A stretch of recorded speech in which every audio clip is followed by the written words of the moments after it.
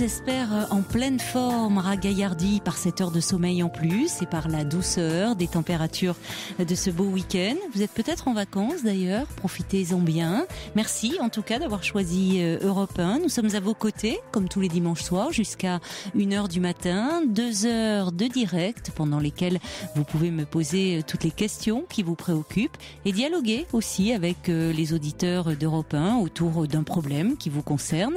Alors pour ce faire, je vous invite à composer le 3921 où vous attendent ce soir Jeanne et Geoffrey, sous l'œil attentif de Fabrice Fougerousse qui réalise l'émission.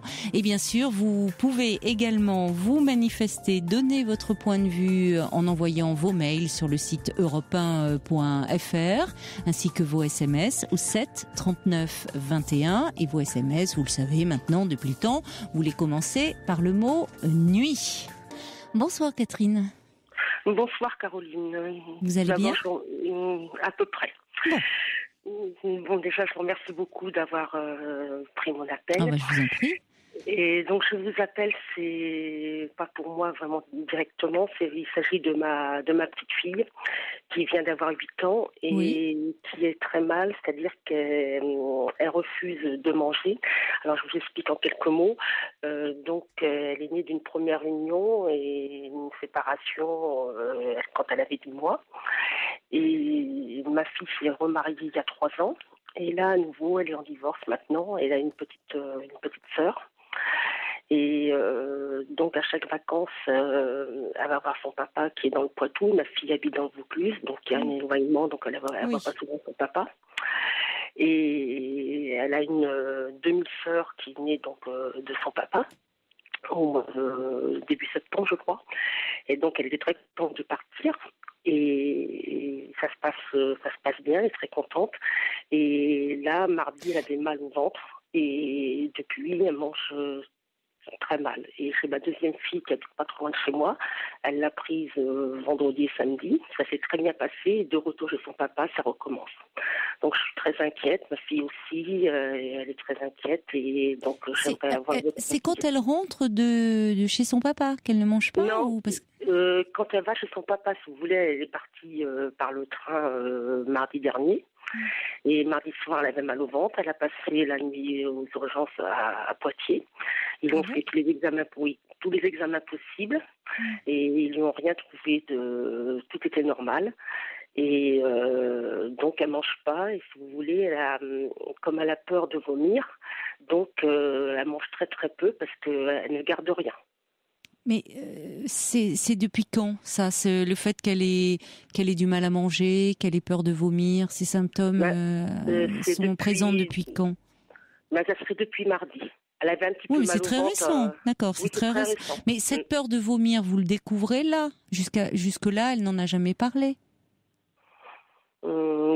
Je ne pense pas. Enfin, quand elle est malade, on va dire des maladies enfantines, que ce soit des gastro-entérites, des choses comme ça. C'est vrai qu'elle aime pas vomir. C'est une petite nature, quoi. Mais... Alors là, j'ai pas bien compris. Elle est chez son papa actuellement ou elle est rentrée? Non, elle est encore chez son papa. Elle est partie mardi dernier. Elle revient chez sa maman. Mais chez ma fille le 3 novembre. Parce qu'elle y va à chaque vacances. Oui. Et quand elle est partie, elle était comment? Votre fille la sentait comment? Parce qu'elle pouvait être un peu angoissée par la séparation, même si elle était heureuse d'aller retrouver son papa, mais angoissée quand même de quitter sa maman pour quelques jours. Oui, mais toujours est-il qu'elle aime beaucoup son papa. Elle est très contente. Après, mais ça veut rien dire. Oui, c'est vrai que c'est une petite fille qui est un petit peu, peut-être en l'air, un petit peu étourdie. Et puis, ma fille, elle a grandi un petit peu et elle est aussi angoissée que son papa la réprimande.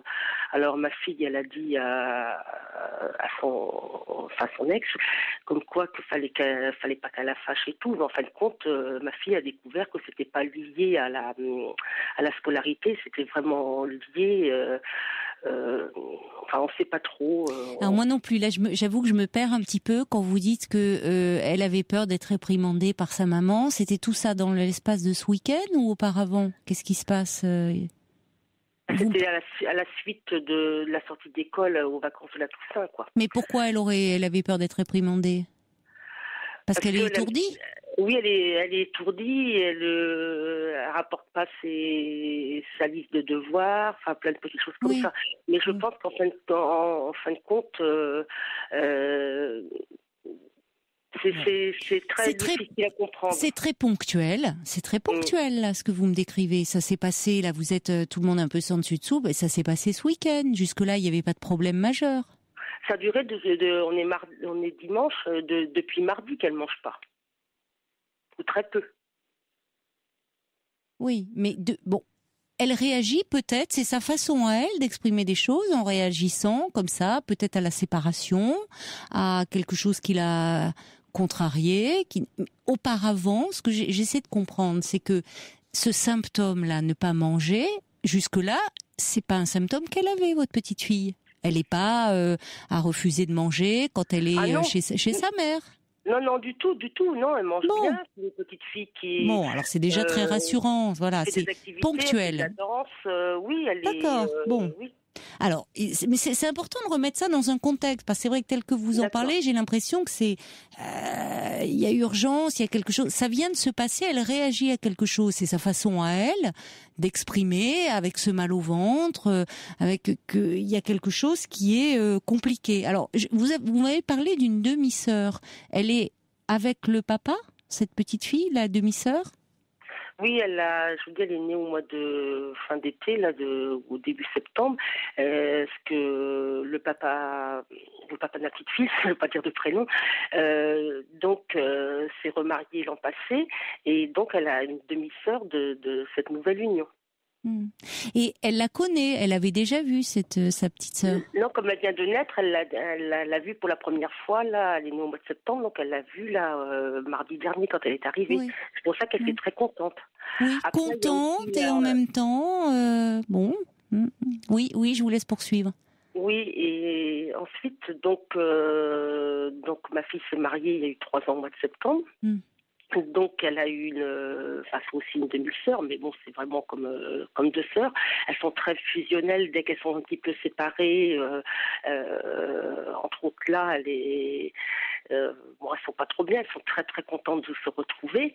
Donc ça fait quand même 2 critères. Alors il arrivait 2 bébés du côté. Alors un bébé du côté du papa, un bébé du côté de la maman. Oui, ma deuxième petite fille, elle est née en avril il y a 2 ans. Elle a 2 ans et demi. Mais elles sont très fusionnelles, elles sont très complices et ça se passe très bien entre les 2 sœurs.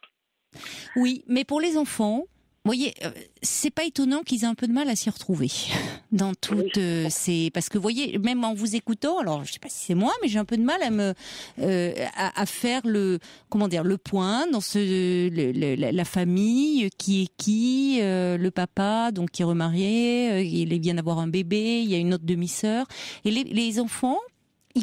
C'est compliqué pour eux à vivre. Il faut pas se leurrer, ces situations d'aller chez papa, qui a une nouvelle compagne, il y a un nouveau bébé. Bon, maman aussi de son côté se remarie. Les enfants, ils peuvent être un peu perdus au milieu de tout ça. Et c'est vrai qu'ils l'expriment avec leur façon à eux, c'est-à-dire des symptômes.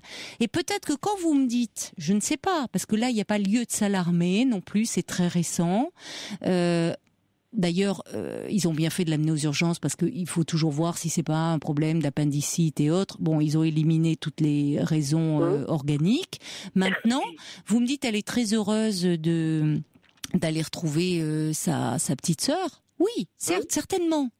Mais il faut pas oublier aussi que ça l'interroge, elle, sur sa place. C'est-à-dire qu'elle arrive. Elle est très heureuse de voir son papa et le bébé.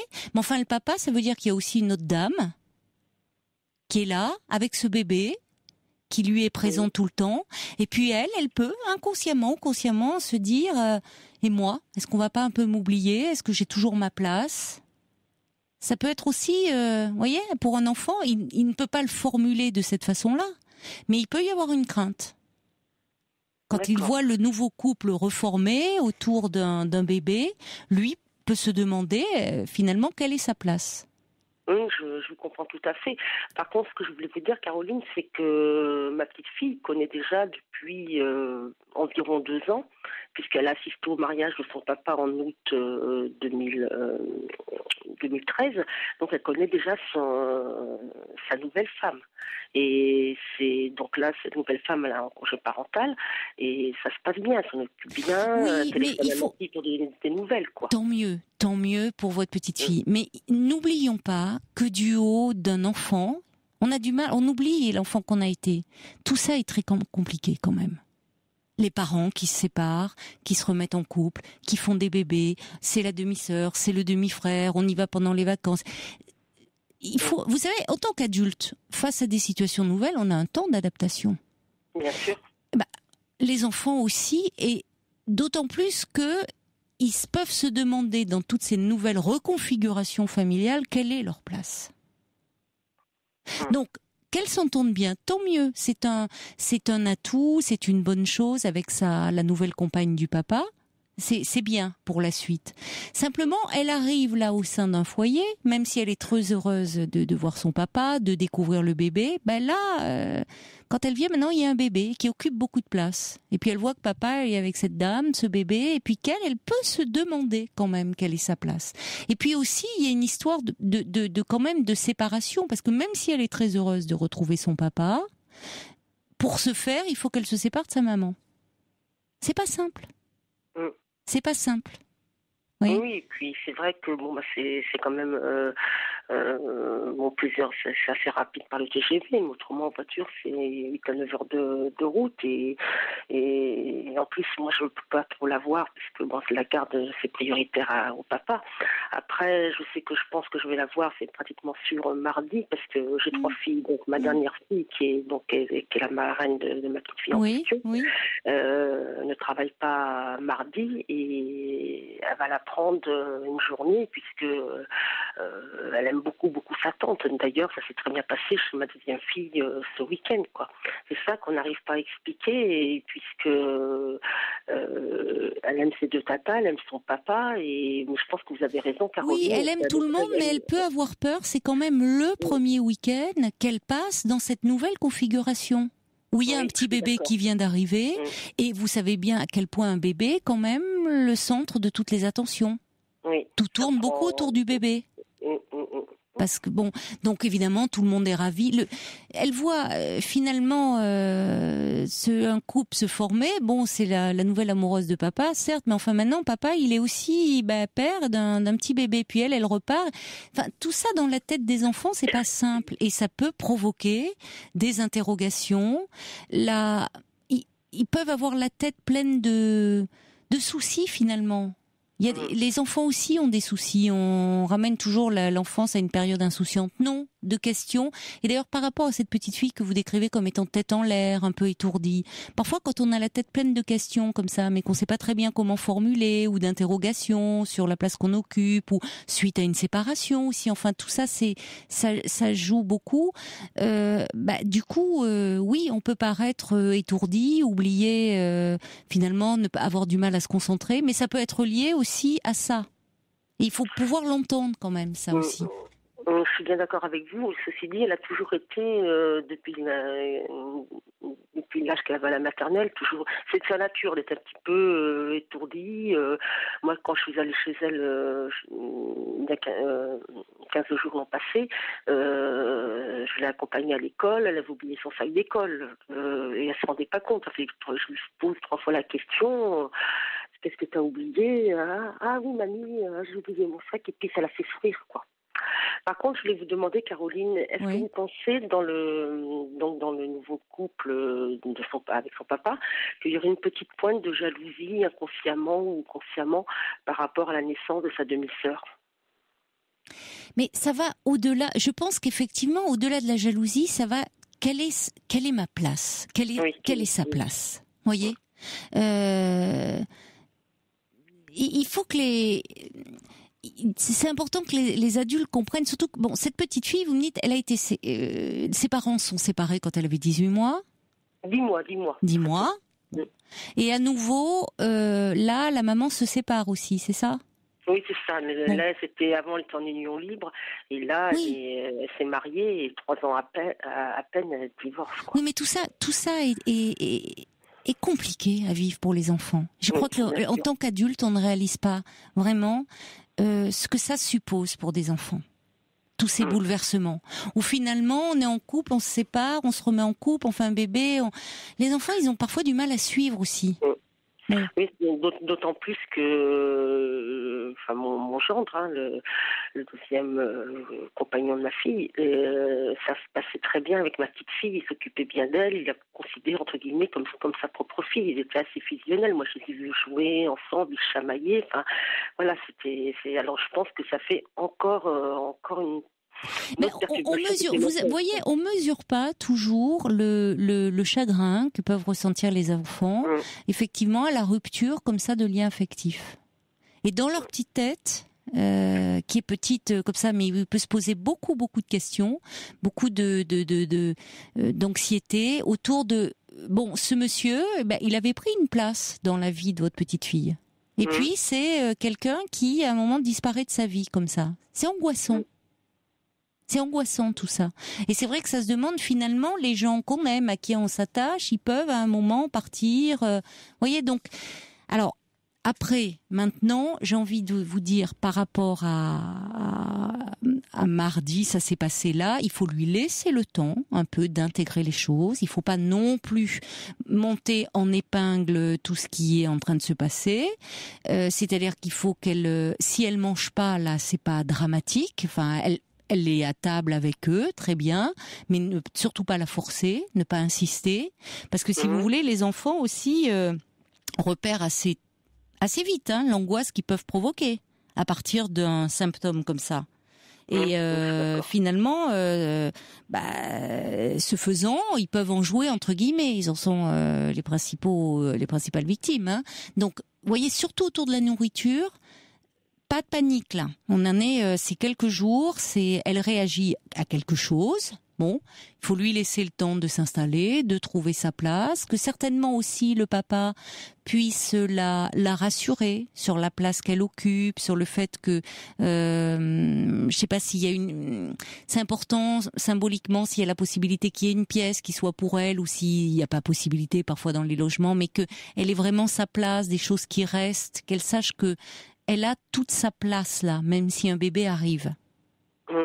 Je sais que c'était son anniversaire le 24 octobre, donc il l'a gâté, quoi. Donc tous les vêtements, si vous voulez, elle part juste avec ses affaires uniquement pour le trajet aller-retour. Après, donc je sais pas si elle dort dans une chambre seule, mais en tout cas, elle a tous ses jouets qui restent, des jouets de Noël, de tout, l'anniversaire, tout ça reste. Oui, peu importe qu'elle dorme dans une chambre seule ou pas, d'ailleurs, mais l'important c'est qu'elle a un endroit un peu à elle.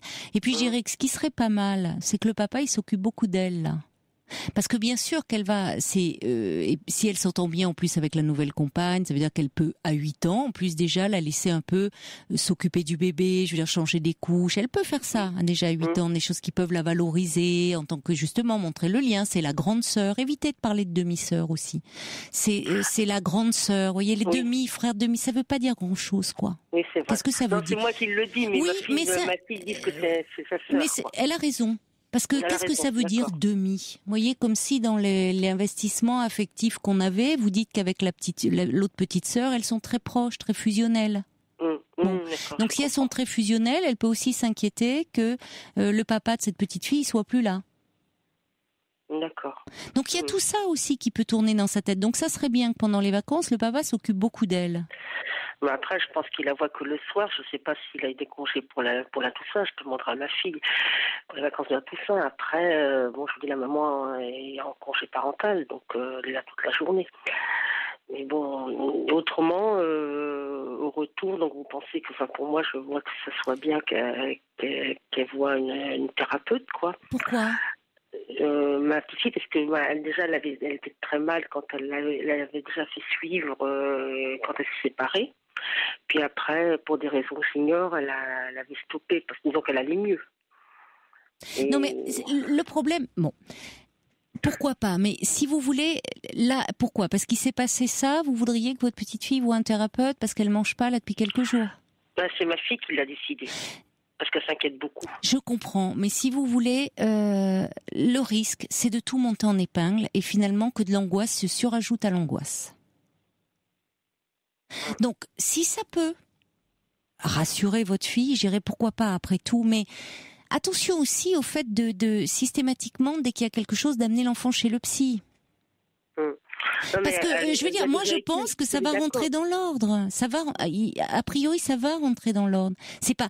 Vous me diriez que c'est une petite fille qui, avec la nourriture, a un comportement particulier, a des peurs de vomir depuis je sais pas combien de temps. J'irais bon, attention, on est toujours effectivement sur le versant. Est-ce que elle va pas développer quelque chose d'un comportement du trouble alimentaire? Mais là, c'est très ponctuel, et c'est très ponctuel parce qu'elle vit aussi une situation particulière. Donc, si vous voulez, si elle sent effectivement que les adultes aussi autour d'elle paniquent, s'angoissent, voyez, ce symptôme, ça devient un élément de presque de pouvoir aussi. Elle contrôle les adultes comme ça. D'accord. Et je voulais vous demander aussi le fait que ma fille, elle n'est pas bien due à cette séparation. Elle a pris beaucoup de poids. Enfin, ça fait très longtemps qu'elle prend beaucoup de poids. Et comme elle n'est pas bien, en plus de ça, elle travaille en statut VDI, elle vend des cosmétiques. Et là, elle avait une voiture de fonction. Et si elle ne fait pas le chiffre, elle va se retrouver sans voiture. Donc elle est angoissée. Voilà, beaucoup de problèmes financiers. Donc, qui prête de l'argent. Donc, je vous dis pas, c'est oui, si vous pouvez, elle est angoissée. Oui. Donc je pense aussi que ma petite fille, elle peut ressentir le mal-être de sa maman, quoi. En tout cas, il y a un changement. Il y a un changement. Le compagnon de votre fille n'est plus là. Elle aimait beaucoup cet homme, elle était attachée à lui, donc c'est vrai que ça fait une rupture. Elle voit que depuis sa maman, bien sûr qu'elle sent que sa maman est moins bien. Elle peut se faire du souci aussi pour sa petite sœur.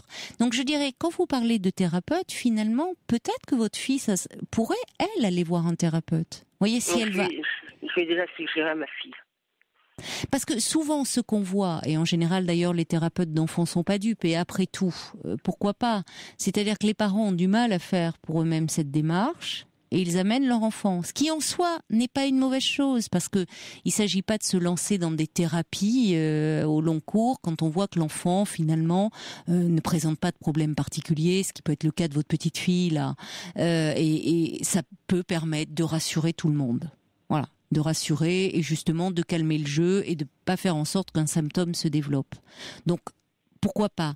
Mais votre fille trouverait certainement, elle, un soutien, un réconfort à aller un peu parler d'elle, de ce qu'elle vit, parce que du coup on voit bien que là, de quelque chose qui somme toute n'est pas si grave, ça part très vite, comme si le mal-être ponctuel de la petite fille était, on peut pas parler du sien, mais on parle de la petite. Donc je suis bien d'accord, et pour terminer, Caroline, ce qui m'amène à dire, et j'ai déjà conseillé à ma fille d'aller voir un thérapeute, elle l'a déjà fait, parce que je vous avais déjà appelé il y a 1 an ou 2, parce que elle a perdu son papa, elle avait 9 ans et demi, et elle n'a jamais fait le deuil. Et ma fille, je pense, et j'en suis pratiquement certaine, qu'elle reproduit le même schéma avec les 2 hommes, donc les 2 papas en question. Et j'ai l'impression qu'elle est mal. C'est le sentiment, je ne veux pas dire qu'elle n'était pas amoureuse de ces 2 hommes, mais qu'elle a, comme si elle s'était mariée un petit peu par dépit pour rechercher l'être masculin qu'elle avait avec son papa qu'elle adorait, quoi.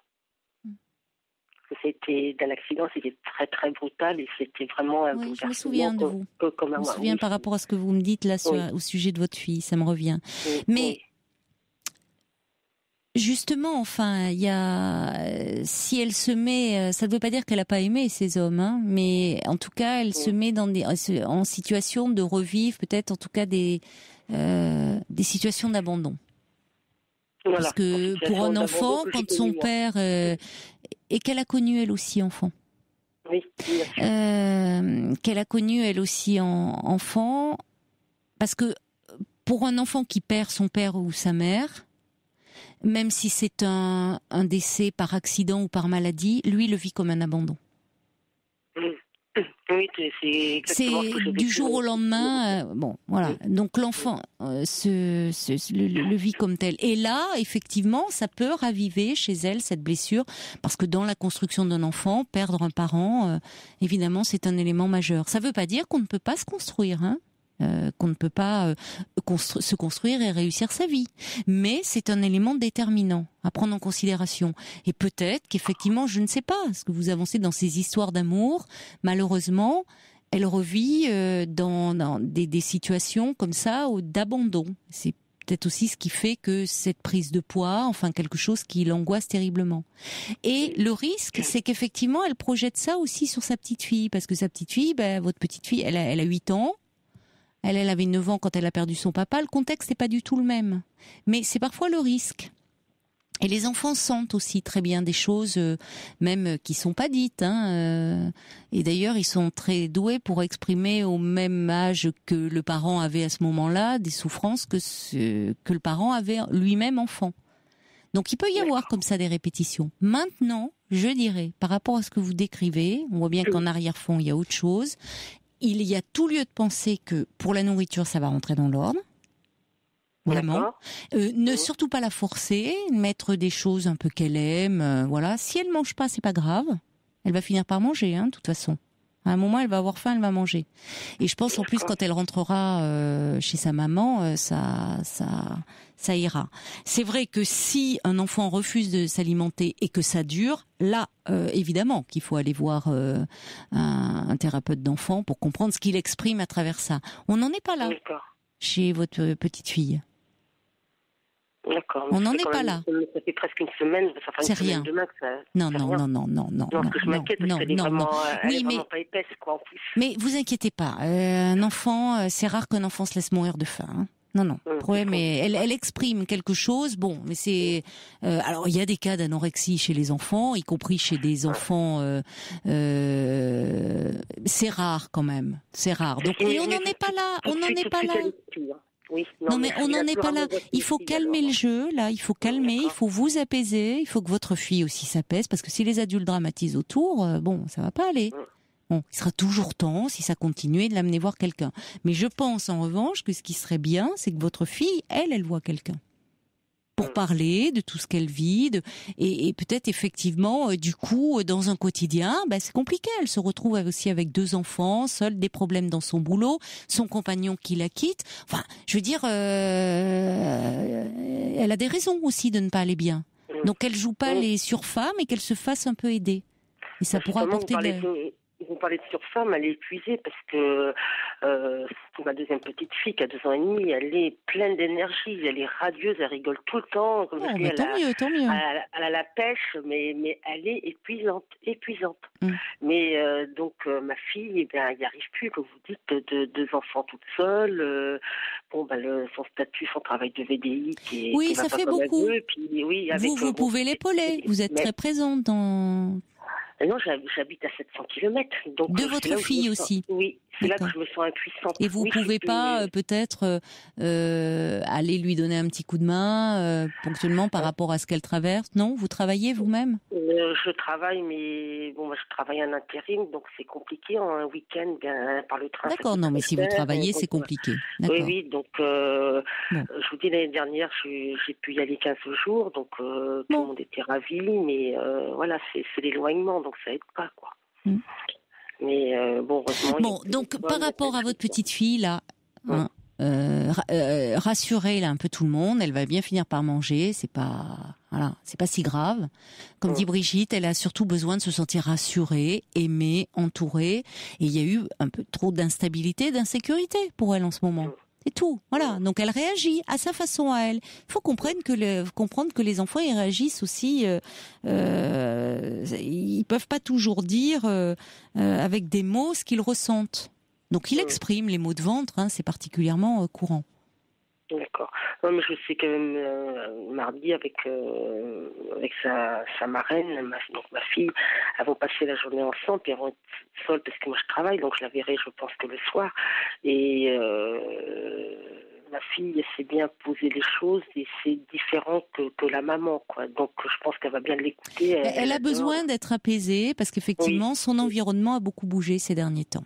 Entre le compagnon de la maman qui s'en va, la maman qui va pas bien, là elle va chez le papa, il y a un bébé, c'est certes formidable, mais bon, elle peut se demander quelle est sa place. Voilà, c'est pas des choses graves, vraiment. On n'est pas dans des choses graves, mais des choses qui mises bout à bout peuvent être perturbants, tout simplement. Vous voyez, c'est ce qu'il faut voir. Voilà. Non, mais j'avais vraiment besoin d'avoir vos conseils parce que j'étais pas trop bien moi non plus, quoi. Oui, j'entends ça. Et c'est un peu le risque, hein, c'est qu'après tout le monde parte comme ça dans l'angoisse et que tout le monde vrille un peu. Non, elle a surtout besoin d'adultes en face qui tiennent le coup, là. Alors vous, la grand-mère, il faut que vous rassembliez vos forces pour soutenir. Et votre fille, actuellement, même à distance, vous pouvez la soutenir, la rassurer, l'apaiser. Voyez, vous pouvez, au lieu de, donc, surtout j'ai un peu dédramatisant les choses et en disant, c'est vrai que c'est compliqué ce que tu es en train de vivre et ça serait peut-être, vous pouvez, si vous avez la possibilité de l'aider un peu financièrement, déjà qu'elle se sente pas strangulée, si c'est possible pour vous. Oui, c'est ce que j'ai fait. Et puis déjà ça va la soulager et puis qu'elle se fasse aider, voir comment il peut y avoir en relais avec voilà, qu'elle s'organise, le temps qu'elle s'organise un petit peu. D'accord. Et ma petite fille, pour conclure, si je la vois mardi soir en débouchant, donc je puis lui parler, lui poser quelques petites questions. Est-ce que je dois lui parler comment ça se passe avec sa petite sœur, son papa qu'est-ce que vous me conseillez, Caroline? Laissez-la vous parler, dire alors comment ça s'est passé cette semaine, ma chérie. Tu as fait la connaissance de ta petite sœur. Oui, voilà. Et donc voilà, vous lui demandez, vous n'anticipez pas ce qu'elle va vous dire. Et puis si vous voyez qu'elle a pas trop envie d'en parler, vous la laissez. Et vous vous occupez d'elle, comme vous faites, et puis après, elle en parlera peut-être quand elle aura envie d'en parler. Mais il ne faut pas que elle se sente assaillie de questions. D'accord? Parce que derrière, il y a de l'angoisse. Quand elle retourne chez sa maman, elle lui pose des questions, elle parle d'elle-même. C'est peut-être le jour même, 8 jours après, c'est quand elle a envie. Il faut que vous vous apaisiez là, hein, vraiment. Il faut la laisser ça. Elle va trouver aussi ses marques avec son papa, qui s'occupe d'elle comme il peut, le plus possible, et surtout qu'il la rassure sur le fait que elle pourra venir le plus souvent possible et que voilà, c'est la grande sœur maintenant. Dites-lui, voilà, c'est la grande sœur, mais que son papa l'aime toujours autant. Oui. D'accord. Il faut que vous vous apaisiez, que vous apaisiez votre fille, hein. D'accord, c'est un peu votre rôle là, en tant que grand-mère. Je vais appeler ma fille demain. Il n'y a pas de choses dramatiques là, hein, dans ce que vous décrivez, d'accord? D'accord. Bien, je vous remercie beaucoup de me rassurer, c'est très gentil. Je vous en prie. Au revoir. Au revoir, Catherine. Au revoir. Vous aussi, au revoir.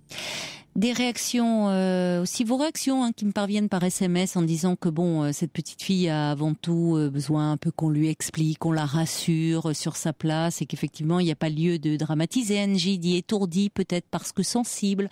Oui, quand il y a beaucoup de choses, on oublie que les enfants, il faut bien qu'ils réagissent aux séparations et la séparation avec le compagnon de la mère, c'est aussi difficile à vivre pour l'enfant dans la mesure où elle avait investi cette relation et puis surtout si elle voit aussi sa maman qui est pas bien, donc elle réagit comme elle peut. On oublie parfois ce qu'on fait porter quand même un peu aux enfants. Allez, on va accueillir Alice. Bonsoir Alice. Bonsoir Caroline. Je suis tout à fait émue de vous avoir en ligne. Ça fait pas mal de temps que je pensais vous appeler et ça s'entend dans la voix peut-être que je suis un peu retournée. Voilà, oui. Ce sont les vacances de la Toussaint et je suis aussi une grand-mère. Ah oui, donc vous avez on parle des petits-enfants là, hein. Forcément on les retrouve. C'est vraiment une coïncidence. C'est vraiment une coïncidence parce que voilà, pour moi, c'est tout à fait différent. J'ai beaucoup de mal à voir mes petits-enfants, surtout depuis la mort de leur papa, donc de mon fils. Il faut dire que mon fils est mort d'une façon très tragique. Il s'est suicidé il y a 6 ans. C'est terrible. Et j'ignore complètement pourquoi il s'est suicidé. Je l'avais vu le matin et il me paraissait tout à fait dans de bonnes conditions de vie. Et voilà, il est parti comme ça, tragiquement. Il n'a pas laissé de mots, rien. Il n'a rien laissé derrière lui. Je pense qu'il a laissé des mots à sa femme, parce qu'il était marié depuis 10 ans. Oui. Et papa donc de 2 enfants. À l'époque, ils avaient 6 ans et demi et 15 mois. Oh là là, oui. Ça a été vraiment un drame, je pense, autant pour moi, la mère que pour elle, c'est vrai. Mais... Elle ne vous a pas parlé elle ne vous a pas dit dans ce mot qu'est-ce qu'il avait pu écrire. Ça aurait pu être important pour vous. Non, elle m'a la mort d'une dit. personne qui se suicide est toujours une énigme pour ceux qui restent. Mais parfois, c'est vrai que des mots, ça peut apaiser ou essayer de donner un sens à ce qui échappe complètement, évidemment, malheureusement. Bon, et puis on se sent coupable, on se demande, on cherche toujours des raisons dans le travail, et dans le couple, j'évite d'imaginer qu'il puisse y avoir eu un problème entre deux. Je m'en sentirais vraiment trop coupable parce que je ne veux pas rentrer dans leur intimité. C'est quelque chose que je ne me pardonnerais pas. Il faut dire que j'ai été éducatrice spécialisée, donc j'ai été habituée, à rentrer en contact avec les personnes en souffrance, puisque je m'occupais de personnes déficientes intellectuelles, voire un peu malades mentales et physiquement aussi. Et j'ai aussi une fille qui est handicapée, c'est la seule enfant qui me reste. Pour vous revenir à mes petits-enfants, c'est-à-dire qu'au début, la maman, comme moi, souffrait énormément. Elle était assez compatissante avec moi, mais ça a vite dérivé. De quelle façon ? C'est comme si elle m'a même agressée une fois au téléphone. Et puis après, ça a été pour me présenter les petits-enfants. C'est tout un protocole pour les voir. Je suis à la retraite depuis très peu de temps et je n'étais pas très disponible puisque éducatrice spécialisée, mais en foyer d'hébergement, donc on pouvait travailler à des heures, qui changeaient, des horaires qui changeaient, qui étaient mouvants, voire quitter très tard le soir, et ça m'est même arrivé de travailler la nuit. Et bien souvent nous étions pas disponibles pendant 3 week-ends sur 4. Je suis divorcée depuis presque la naissance de ma fille qui a aujourd'hui 27 ans, puisque à l'apparition de l'handicap de ma fille, je me suis sentie presque obligée de divorcer puisque le papa n'acceptait pas l'handicap de sa fille. Il aime sa fille, mais c'était insupportable, donc il préférait dire qu'il n'y en avait pas. Donc tout ça mis à bout, la solitude d'une femme divorcée, un travail très prenant avec des horaires assez lourds, une enfant handicapée dont il fallait s'occuper. Elle est dans un centre, votre fille, aujourd'hui ? Oui, j'ai beaucoup agi pour la faire soigner déjà physiquement, parce qu'il y a aussi, elle avait subi une hémiplégie à la naissance. Et donc après ça a dérivé, on a retrouvé des origines de son hémiplégie, mais c'était vraiment à force de recherche. Il a fallu que je me bagarre avec les médecins et aller très loin pour connaître la vérité, parce que là où elle est née, on ne se donnait pas le mal de me donner, de faire des recherches. Et donc je me suis employée contre la volonté de son père pour essayer de comprendre les problèmes de santé de ma fille et puis de la faire évoluer. Je pense que de ce côté-là, j'ai pas l'habitude d'être fière de moi, mais de ce côté-là, je pense que j'ai fait vraiment au mieux, et ma fille, bien qu'étant un peu déficiente intellectuelle et de temps en temps quand même un petit peu, caractérielle, m'en remercie. Elle me le dit pas comme ça, mais dans ses attitudes, je me rends compte qu'elle estime avoir eu de la chance d'avoir une maman qui s'est battue pour elle, qui s'est battue pour elle, et qui l'a aidée à se battre aussi, parce qu'on s'est battues toutes les deux pour que sa situation évolue. Et je crois que ma belle-fille je ne sais pas si elle veut pas ou si elle ne comprend pas. comment dire, mon éloignement, qui n'est pas géographique, puisqu'on est éloigné que d'une vingtaine de kilomètres, mais de par toutes mes préoccupations. Vous pensez réellement qu'elle ne comprend pas? Je ne sais pas. Vous ne savez pas finalement pourquoi Alors vous dites qu'il y a vraiment... D'accord. Elle n'a pas du tout de la même culture. Elle est venue d'un pays assez éloigné. Elle parlait très très bien le français et mon fils s'est quand même arrangé pour qu'elle reprenne l'équivalence de ses études et qu'elle ait une bonne situation. Aujourd'hui, elle est fonctionnaire française. Elle parle très très bien le français. Elle est même enseignante. Donc. Et elle était, vous dites au départ, très proche de vous, compatissante avec vous. Donc à un moment, il y a eu un éloignement. Compatissante quand l'événement tragique s'est produit. Mais elle a toujours eu, comment dire, au départ, quand elle est arrivée en France, dans la vie de mon fils, quand même à me reprocher de ne pas être assez présente d'elle. Et j'avais déjà tous ces problèmes. Elle aurait peut-être espéré, avoir davantage de soutien puisque sa famille était éloignée. C'est ça, sa famille était restée donc dans son pays, donc elle était très seule, elle s'est sentie très seule. De toute façon, vous savez, quand bien même, je pense, vous auriez été à côté pour l'aider, comment ne pas se sentir très seule dans de telles circonstances. Pourtant, mon fils était un jeune homme vraiment, comment dire, qui était, très très proche d'elle, tout en étant aussi très proche de moi. On n'était pas.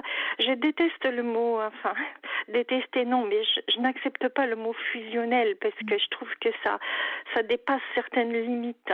Je dirais que nous étions très proches et très très affectueusement, on se comprenait et voilà, et on se respectait chacun dans moi dans son intimité de couple et lui dans mon intimité de femme seule, voilà, et en tant que maman de sa sœur handicapée, on s'est soutenus jusque quand il se soit marié à 25 ans. On était, d'ailleurs, quand j'ai divorcé, il en avait 15 et il m'a dit, je divorce avec toi et nous allons nous soutenir. C'était quelque chose d'assez fort entre nous deux, sans être, accrochés les uns aux autres. Oui, mais c'est vrai que c'est un contexte qui est douloureux et qui est comme ça, et vous n'y pouvez rien, et on comprend qu'il ait pu à un moment se sentir un peu chargé de famille. C'était le seul homme, avec sa sœur en plus qui ne pouvait, du fait de son handicap, prendre les choses en main. Bon, c'est comme ça, de toute façon. Malheureusement, je sens bien, l'histoire peut pas se réécrire, mais ça laisse tout le monde dans une interrogation et les parents surtout dans une culpabilité terrible. Voilà. Mais vous savez, cette culpabilité, l'épouse a dû la ressentir aussi. Mais j'ai beaucoup de mal aussi, Caroline. Ce dont je voudrais vous parler, c'est que j'ai beaucoup de mal de pouvoir rencontrer mes petits-enfants du fait qu'ils habitent toujours dans la maison dans laquelle mon fils s'est suicidé. Et moi, c'est difficile pour vous d'aller dans cette maison, je comprends. Nous n'avons pas la même sensibilité, ma belle-fille et moi. Pour elle, je pense que je n'ai pas à la juger. Je pense que même peut-être qu'elle, ça la réconforte peut-être de rester là. C'est possible. Oui, c'est possible. Je ne me permets pas d'interpréter. Non, mais pour vous, c'est trop douloureux. Et pour moi, c'est trop douloureux. Oui, mais je comprends chacun. C'est là où... quand on est dans une souffrance aussi effroyable que celle que vous avez traversée et qu'elle a traversée aussi, il y a des souffrances qui sont très fortes, qui éloignent au bout d'un moment. Voilà. Et on peut pas. Et presque c'est une façon, de couper pour se protéger. Elle a refait sa vie et j'allais dire, je peux pas mentir à dire que je m'en réjouis parce que c'est vrai que pendant un certain temps ça choque un peu, mais je la comprends parce que la vie continue et puis c'est même un bien parce que je pense que le peu que je connais cet homme, je pense qu'il peut être il peut être un bon soutien, pour ils ont un père, mais en tout cas, il peut les aider à continuer à se construire. Donc ça, c'est important pour vos petits-enfants. On va continuer à se parler, Alice, mais ça sera après le journal, d'accord ? Vous ne raccrochez pas, je vous retrouve tout de suite. Je ne raccroche pas.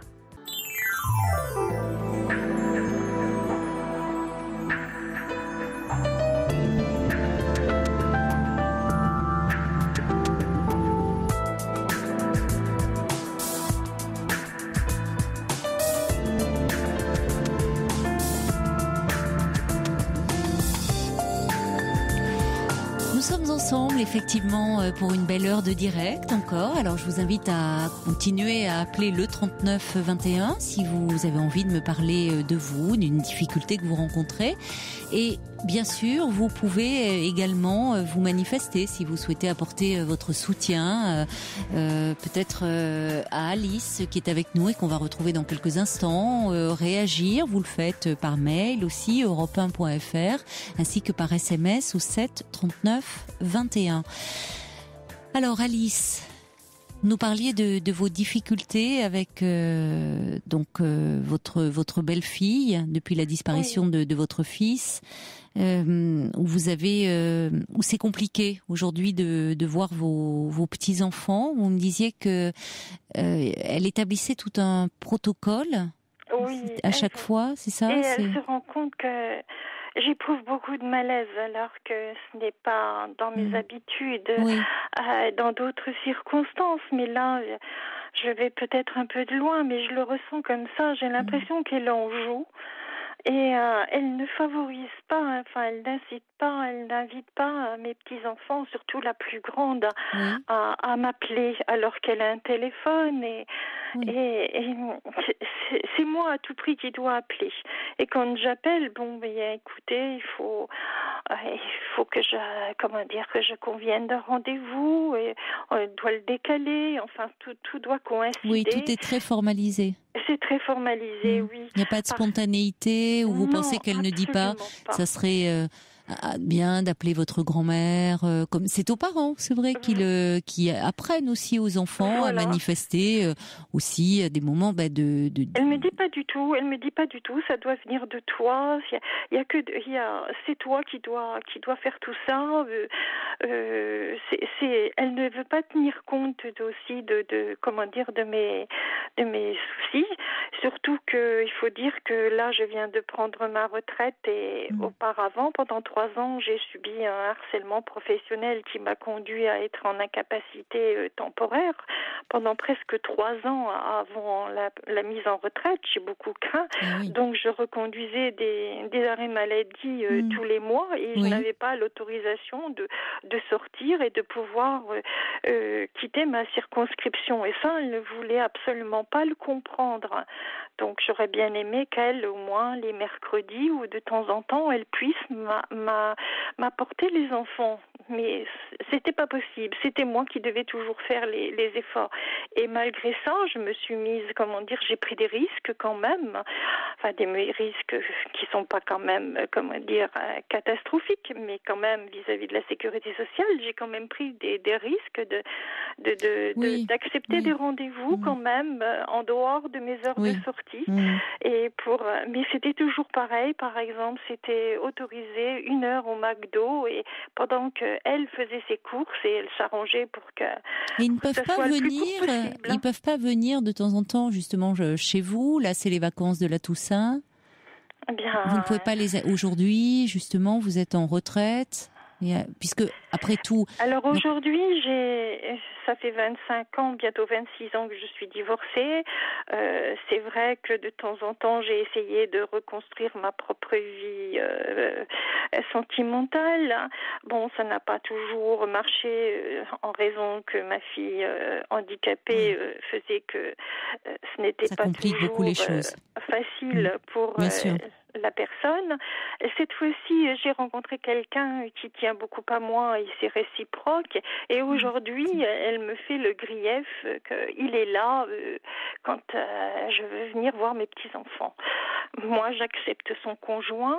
Je ne trouve absolument rien à redire. Il vit avec vous. Il vit avec vous, ce monsieur. Pas encore. Il en a le projet, mais... donc, il n'est pas toujours là. Non, vous pouvez lui dire qu'il n'est pas toujours là. Pourquoi elle ne l'apprécie pas, ce monsieur ? Il faut qu'elle me juge. Vous vous sentez jugée, oui. Je ne pense pas que je me sente jugée. J'ai déjà... Non, mais je ne dis pas que c'est... Je comprends votre ressenti, hein, c'est pas... Je le mets pas en question. Vous vous sentez, en tout cas, jugée par elle. Oui. Mais parce que par rapport à cet homme, il n'est pas toujours là. Donc après tout, même pour vous d'ailleurs, au fond, pour voir vos petits-enfants, ça serait bien... Mais ce c'est pour ça que je vous appelle surtout, Caroline. C'est Oui, parce que après toutes les épreuves que j'ai vécues, parce que Dieu sait que j'en avais vécu auparavant avec ma maman, qui vient de décéder d'ailleurs le mois dernier. Mais enfin, ça a réavivé, si vous voulez, le souvenir de la mort de mon fils. Mais ça, c'est presque, j'allais dire, quelque chose d'inévitable. Mais comment dire ça, je me sens comme une gamine vis-à-vis de ma belle-fille. Et pourquoi ça? Et c'est ça justement la question. C'est ça. Est-ce que c'est votre culpabilité? Est-ce que qu'est-ce qui fait parce que vous sentez qu'elle a un pouvoir par rapport aux petits? Ah bon, même du vivant de votre fils? Oui, quand même. Oui, quand même. Au départ, quand elle est arrivée de l'étranger, elle était comme une petite chose que j'ai accueillie et que je n'ai jamais mis mon fils en garde. J'estimais qu'il était suffisamment, adulte à 25 ans et c'était sa propre vie. Bon, je lui ai dit de bien réfléchir, mais je ne l'ai pas mise en garde parce qu'elle était étrangère. Voilà, c'était leur choix. J'étais heureuse de leur bonheur. Mais elle était un peu dépendante de vous à ce moment-là, puisqu'elle était coupée de tout. Vous êtes beaucoup occupée d'elle, avec beaucoup de gentillesse et de générosité. Elle chérissait ma petite fille qui avait 11 ans à l'époque, et aujourd'hui elle ne la supporte plus. Elle la trouve trop... Oui, mais il y a trop de choses. Il y a eu trop de douleurs là aussi. Oui. Et je crois qu'effectivement, vous voyez, quand vous me dites qu'elle elle ne voulait pas entendre les problèmes que vous aviez par rapport à votre travail, vous étiez en arrêt maladie, donc effectivement, il y a des heures de visite. Si vous vous déplaciez en dehors, que vous n'étiez pas présente, ça pouvait vous mettre en tort. Alors, en plus, vous viviez des choses très difficiles puisque c'était un harcèlement. Mais je ne sais pas si elle ne veut pas ou elle ne peut pas prendre en considération ça. Parce que l'une et l'autre, à des niveaux différents, vous avez vécu... Méchante, mais mon ressenti, c'est qu'elle ne veut pas. Oui, c'est votre ressenti, je l'entends. Mais je pense qu'elle a dû faire face aussi à des... Peut-être pas. Oui, peut-être qu'elle ne peut pas. Elle peut pas... si vous voulez, il y a un moment où on peut plus... Vous voyez, c'est comme s'il y avait trop de choses qui s'étaient accumulées, comme si, on dit d'ailleurs l'expression, la goutte d'eau qui fait déborder le vase parfois. C'est-à-dire qu'on accumule et on peut plus porter, et notamment porter aussi derrière tout ça, c'est votre chagrin, votre peine, votre douleur aussi. Oui, c'est vrai que j'ai pas eu une vie facile. Elle m'a vu, toujours me battre, évoluer. Oui, vous êtes très courageuse, hein. Vous êtes très courageuse. La vie vous a pas épargné.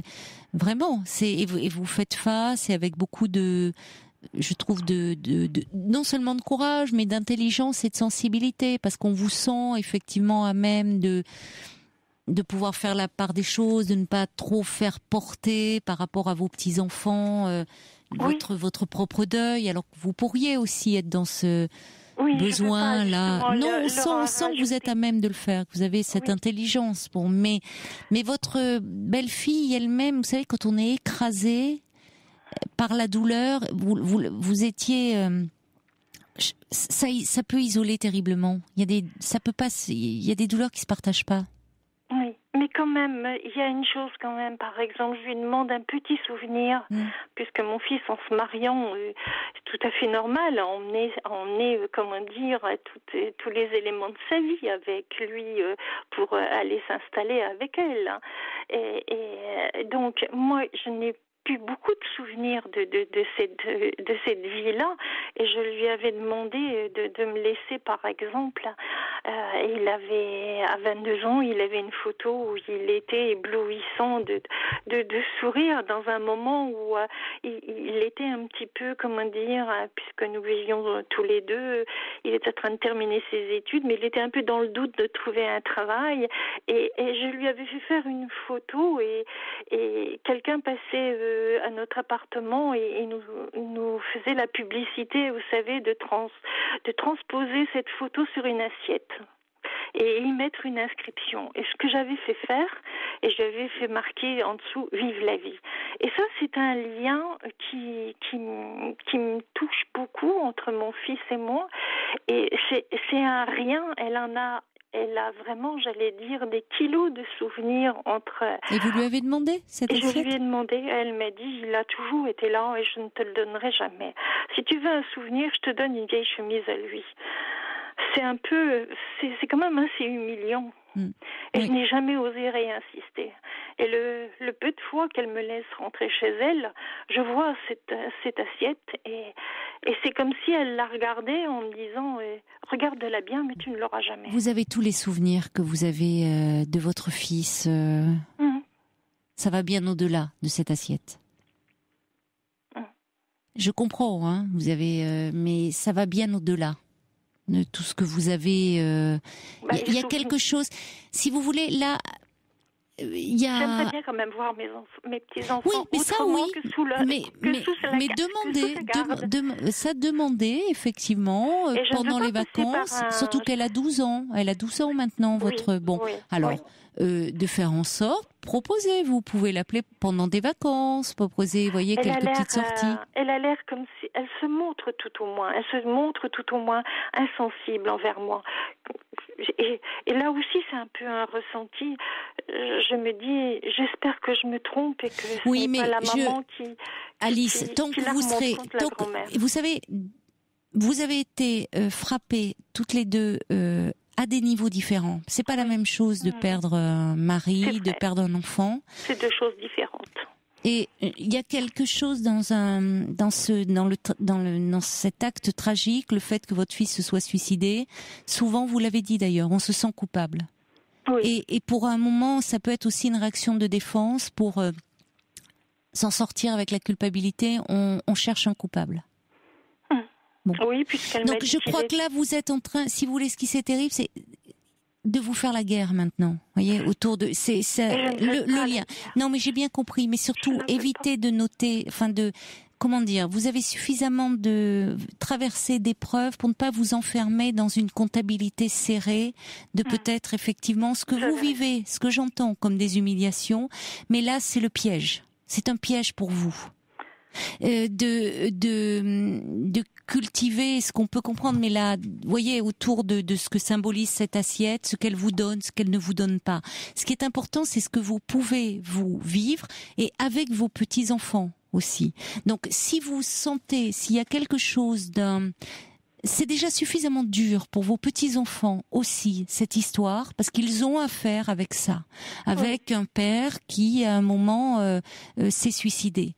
Sans qu'en plus, si vous voulez, de voir les deux femmes qu'ils aiment plus que tout, leur mère et leur grand-mère, au fond, se déchirer. Il faut penser à eux aussi dans l'histoire, j'ai envie de dire, et d'autant plus parce qu'on sent que vous avez cette intelligence-là, cette sensibilité-là. Vous avez été éducatrice spécialisée. Bien sûr qu'on ne peut pas être professionnel par rapport aux gens de sa famille, mais bien sûr, complètement. Mais vos petits enfants, surtout, 6 ans c'est petit, mais celle qui a 12 ans et demi peut sentir qu'il y a des tensions. Ça va pas bien entre sa mère et vous. Et du coup, elle va prendre le parti de sa maman. Elle vit avec sa maman. Et je ne voudrais pas. Oui, mais justement. Ça. Oui. Justement. C'est pour ça que je vous appelle, parce que j'ai peur de faire des impairs. Et je sens bien que, comme vous dites, je glisse un peu dans cette comptabilité, malgré moi. Oui, je comprends. Mais je comprends bien. Mais c'est, je me sens glisser là-dedans. Voilà. Parce que je suis en manque. Voilà. Voilà. Donc, à ce moment-là, si vous voulez, il y a quelque chose à... Comment dire faire justement, en restant... en proposant, puisqu'elle vous dit, après tout, elle ne vous prive pas elle vous dit c'est à vous de vous manifester. Manifestez-vous comme vous le faites, proposez quelque chose. Et là, le fait que vous pouvez très bien prendre vos petits-enfants, une journée, 2 journées. Là, j'ai pas l'impression que ce qu'elle veut, elle veut être tout le temps là, et il faut que ça se passe dans la maison. Je crois qu'elle a peur. Dans la maison. Je crois qu'elle a peur aussi. Quoi, que je l'ai kidnappée ? Non, elle n'a pas peur de ça, mais elle a peur du poids, de cette histoire et vous voyez, je crois qu'il y a aussi être là, c'est une façon de contrôler. Oui, parce que je ne leur propose même pas de les emmener au cimetière ou des choses comme ça. C'est des choses que je ne voudrais absolument pas faire. C'est à leur mère de pouvoir les accompagner. Et si vous les voyez peu, donc les fois où vous les voyez, c'est pas pour les amener au cimetière, je dirais. Hormis si vous le demandez, ils peuvent y aller. Oui, je parlais de ça parce que le cimetière est à 500 mètres de la maison, malheureusement, d'où ils habitent. Oui, mais vous avez votre douleur. Et quand j'y vais, j'évite de leur demander d'y aller. J'y vais seule ou avec ma fille. Mais oui. Jamais je n'en demande, je leur ai même proposé, parce que c'est comme vous dites, je pense que c'est à la maman de... Non, mais Alice, quand vous me parliez de vos souvenirs avec votre fils, enfin... Ils sont 1000 fois plus riches que cette photo, même si elle est très belle sur une assiette. Il y a tout ce que vous avez vécu avec lui. Donc là, si vous voulez, attention de ne pas vous enfermer dans quelque chose. Et de la même façon, non mais attendez, permettez-moi d'aller au bout. De la même façon qu'avec vos petits-enfants, Alice, vous pouvez, bien sûr, à des moments, leur parler de leur père. Pas tout le temps, mais à des moments, à travers des photos que vous avez. D'abord, il y a le petit, lui, il n'a pas de souvenirs. Non, votre fille est pas en avoir. Mais vous ne pouvez pas non plus, à travers certaines choses, évoquer leur père, mais dans des moments heureux. Vous voyez, il y a ce côté transmission. Ce qui n'est pas la même chose que l'amener au cimetière. On n'est pas, c'est pas comme si ça venait de se passer là. Donc, si vous voulez, je pense que votre belle-fille, je ne suis pas certaine vraiment que ce soit contre vous. Je pense que elle aussi, elle agit, c'est la mère qui parle, elle protège. Elle protège et elle peut avoir peur de votre douleur. Et des conséquences et des répliques que ça peut avoir. Et c'est humain. Oui, et c'est humain. Vous pouvez pas tellement lui en vouloir de ça.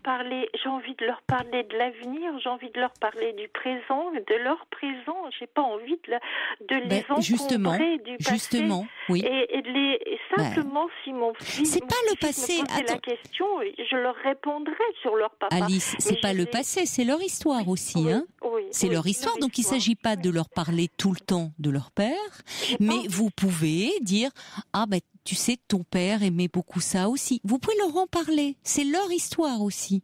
J'aimerais mieux que ce soit eux qui me disent, mais tiens, comment était mon papa, Non, mais peut-être qu'ils sentent aussi, et du fait des relations que vous avez avec votre belle-fille, qu'il y a quelque chose d'un neutre ou douloureux. Et vos petits-enfants, ils sont pris. Attention de ne pas les piéger dans ce lien maintenant conflictuel. Oui. Donc, dans la mesure, c'est bien, vous êtes capable d'introspection, vous sentez malgré votre douleur que effectivement vous pouvez glisser vers ça et ça se comprend, c'est humain. Mais justement de vous dire non. Qu'est-ce que vous avez à justement ne pas relever, même des choses qui vous font mal, je l'entends, mais à ce moment-là, il faut peut-être que vous puissiez en parler ailleurs, mais en tout cas ne pas nourrir du ressentiment, parce que plus vous allez nourrir ce ressentiment, plus ça va ternir votre relation et ça aura des répercussions sur la relation que vous avez avec vos petits-enfants. Mais vous savez, Caroline, je ne lui en parle pas de mon malaise, de ce que je ressens, ou de ce que j'appréhende. Non, mais ça se sent. Je pense. Même si vous lui en parlez pas, il y a quelque chose autour de ce drame qui vous a éclaboussé l'une et l'autre, parce que différemment. Je reste plutôt silencieuse. J'ai même du mal, à appeler pour les voir, même si j'en ai. Oui, mais trop, justement trop. Oui, c'est là où finalement votre belle-fille, elle vous dit, c'est à toi de le faire. Donc bon, allez, c'est vrai, je vous rejoins. Et peut-être qu'elle le fait en disant, les parents doivent aussi entretenir. Ça fait partie aussi de ce lien. Les enfants le font pas spontanément parce qu'ils sont centrés beaucoup sur eux. C'est normal, c'est de leur âge. De dire, appelle ta grand-mère, ça va lui faire plaisir. Bon. Mais du coup, quand le lien devient très problématique et très conflictuel, évidemment, malheureusement, le risque, c'est que les parents ne le font plus. Malheureusement. Et là, pour vous, c'est la double peine. Ouais. Donc, si vous voulez, comme vous savez que vous êtes à même, et là votre expérience peut vous aider aussi, cette capacité d'introspection que vous avez, et puis votre expérience, ne rentrez pas là-dedans, ne relevez pas, et en revanche, soyez actifs dans ce que vous pouvez proposer, demander, voyez ? Et sans partir dans de déclencher un conflit, ou enfin en tout cas de rajouter des choses problématiques dans cette relation qui est déjà assez compliqué. Assez compliqué et qui n'est pas lié à vous. Vous savez, je crois pas qu'elle vous juge. Je pense pas, même si je pense qu'elle aussi c'est difficile et qu'elle pourrait avoir tendance à. Je pense qu'elle a peur aussi. Elle a peur de ce qui peut se transmettre. Elle a peur de votre douleur aussi, de qui pourrait se communiquer aux enfants. Vous voyez, donc parlez avec les enfants, voyez-les comme vous pouvez, mais pas plus. Elle peut avoir peur alors de mon futur compagnon. Ça fait 2 ans. Non, c'est un autre problème, ça. Non, ça n'a rien à voir. Mais je ne peux Non, ça n'a rien à voir. Je ne peux quand même pas, je dis pas. Non, ça n'a rien à voir, Alice. Je ne peux quand même pas laisser mon compagnon, de côté. Mais évidemment que non. Évidemment non. Puisque moi, oui, mais ne rentrez pas là-dedans, Alice. Oui, mais vous voyez, qu'est-ce que ça veut dire ? Là, vous êtes dans un conflit, là. J'accepte le sien, elle doit accepter le mien. Ne rentrez pas dans ça. Bien sûr que vous avez le droit d'avoir un compagnon. Et tant mieux. Et tant mieux que vous ayez aussi un peu la vie un peu plus douce, heureusement. Voilà, donc tant mieux. Mais votre compagnon, progressivement, vous répondez même pas, vous rentrez pas dans ce jeu-là quand elle vous parle de votre compagnon. Mais il peut quand même bien m'accompagner quand même de temps en temps. Alice, je vous l'ai dit. Mais oui, bien sûr qu'il peut vous accompagner. Mais puisque vous sentez que c'est une aiguille là, ne surenchérissez pas. Ne pas chercher pour l'instant. Non, parce que c'est pas obligé qu'il vous accompagne. Oui. Non plus. Il peut être présent. Vous pouvez faire des activités très agréables avec vos petits enfants, mais ce n'est pas obligé qu'il soit à vos côtés parce qu'elle peut le sentir comme viens en force. Donc, n'allez pas dans tout ce qui pourrait être de la provocation. Vous avez besoin l'une et l'autre d'apaiser les choses. Je l'avais pas vu comme ça. Vraiment. Voyez, je l'avais pas vu comme ça. Non, mais je comprends. Mais bon, il faut apaiser les choses. Hein. C'est bien pour ça que je vous appelais, parce que je sens aussi que vous avez un grand besoin de parler, et je pense que ça serait important que vous ayez aussi un lieu pour parler. Hein. Vraiment, Alice. Je pense aussi. Je pense d'autant plus que quand mon fils m'a quittée l'année d'avant, c'était la seule personne qui était là à mon réveil après une opération à cœur ouvert. Mais il faut que ça. C'était lui qui était là. Oui, mais Alice, votre douleur, elle est terrible, et je crois que c'est important que vous avez un compagnon à vos côtés qui va prendre soin de vous. Le lien n'est pas rompu avec vos petits enfants, mais je pense qu'il est important que vous fassiez un peu accompagner là aussi. Il y a des choses, voyez, justement, dans cette relation, dans ces souvenirs. Qui ont du mal à s'effacer. C'est normal. C'est pas d'ailleurs s'effacer. C'est simplement pouvoir parler de cette douleur pour ne pas vous laisser encombrer et que ça vous permette. Voyez, il faut à un moment trouver un endroit. Je pense. On le sent, à quel point vous en avez besoin. D'accord ? Je crois que j'avais besoin que vous puissiez me parler de ça, parce que j'y avais pensé, mais... Et pour ne pas laisser gagner du terrain dans ce conflit où vous n'avez pas d'énergie à perdre dans tout ça. D'accord ? Et votre belle-fille non plus. D'accord. Je vous embrasse, Alice. Je vous en remercie. Au revoir. Merci beaucoup, Caroline. Je vous en prie. Au revoir. Bonne fin de soirée. Vous aussi, au revoir. Nous sommes ensemble encore pour une petite demi-heure et vous pouvez appeler le 39 21 pour témoigner ou pour réagir à un témoignage. Alors justement, quelqu'un me dit très justement, suite au témoignage d'Alice, chacun porte sa douleur et essaye de vivre avec comme il peut. Votre belle-fille aussi a affaire avec cette douleur-là et elle ressent aussi peut-être la vôtre de douleur. Alice lui est insupportable, tout simplement. Bonsoir Praline. Bonsoir Caroline. Bonsoir. J'attendais mon tour, le cœur battant. C'est à vous, ma chère Praline. Je me demandais comment j'allais pouvoir vous dire des choses qui sont tellement confuses et tellement inextricables. Et puis, alors, je vous explique. J'espère que c'est pas trop confus quand même. Oui. J'ai eu Jeanne. Oui. Et je l'ai appelée sous le coup de l'impulsivité, parce que j'ai ressenti quelque chose d'extrêmement violent et j'avais besoin d'en parler, j'avais besoin qu'on me parle, j'avais besoin d'être apaisée, voilà. C'était suite à un témoignage peut-être que vous aviez entendu? Non, pas du tout, c'est quelque chose que je venais de vivre. D'accord. C'est-à-dire, je vous explique et ensuite je ferai de la spéléologie, je remonterai en amont pour que vous puissiez avoir des éléments pour me donner des conseils. Je l'ai appelé parce que j'ai un papa qui est loin de moi, qui est en province, qui est très généreux et qui, à chaque anniversaire ou à chaque fête carillonnée, m'envoie un chèque. Et il m'appelle complètement, comment puis-je dire, complètement désorientée en me disant je culpabilise, je suis un mauvais père, je ne peux pas te l'envoyer. Alors je lui demande de m'expliquer. Il me dit que sa petite fille, qui a tous ses comptes en main, refuse de lui donner un chèque pour mon anniversaire. Alors il faut... Alors, il est sous tutelle, votre père est sous tutelle? Non, justement pas.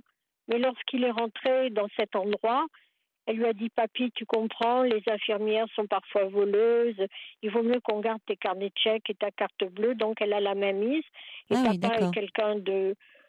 Il a toute sa tête, il est autonome. Mais il est dans une structure, votre père? Voilà, il est dans une EHPAD.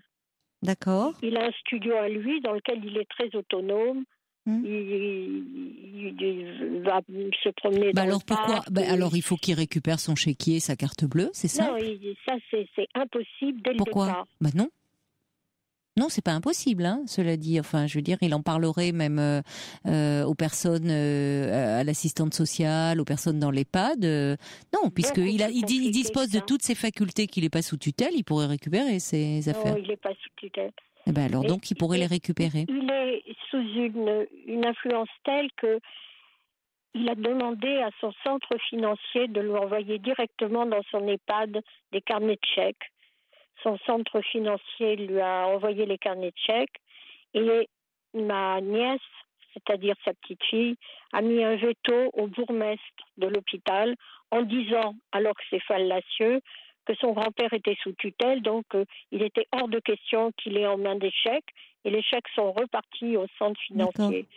Oui, mais dites-moi, Praline, je me permets de vous interrompre, vous êtes sa fille, donc vous pourriez aussi prendre contact avec l'EHPAD et expliquer la situation.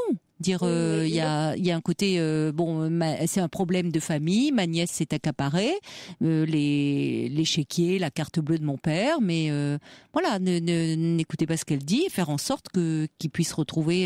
C'est impossible. Mais pourquoi? Je vais vous dire pourquoi.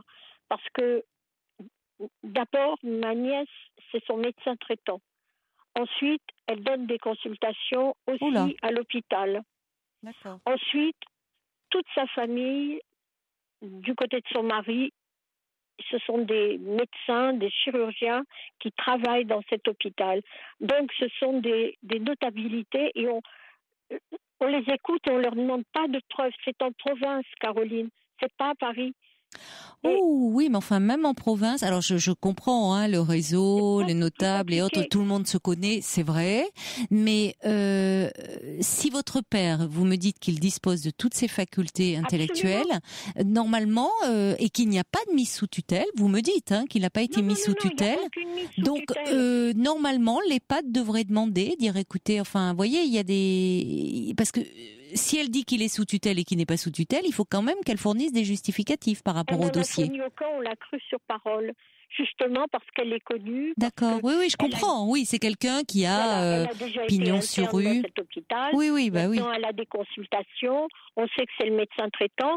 Et papa, lui, n'ose pas trop parce qu'il est pris dans un espèce de conflit, déjà de loyauté envers le père de cette jeune femme. Ah oui, mais alors si votre père lui-même ne se manifeste pas, là c'est vrai que c'est quand même le problème, parce que ça sera à lui de dire.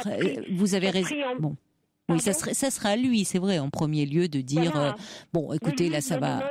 Même à sa petite fille, il devrait lui dire c'est pas parce que je suis dans un EHPAD que je peux pas gérer mes comptes. Ah ben oui, mais s'il le fait pas, bon, c'est qu'il peut peut-être pas. Parce que c'est elle qui a pris. Oui. Écoutez. Dans notre famille, c'est maman qui gérait les comptes. Maman a disparu d'une façon brutale. Donc, papa était très soulagé que sa petite fille prenne tout son administratif en main. Voyez. Alors, ça, c'est la raison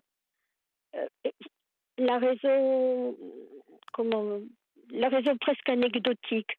Parce qu'en écoutant des témoignages depuis la dernière fois que j'ai appelé, j'ai bien réfléchi, en fait.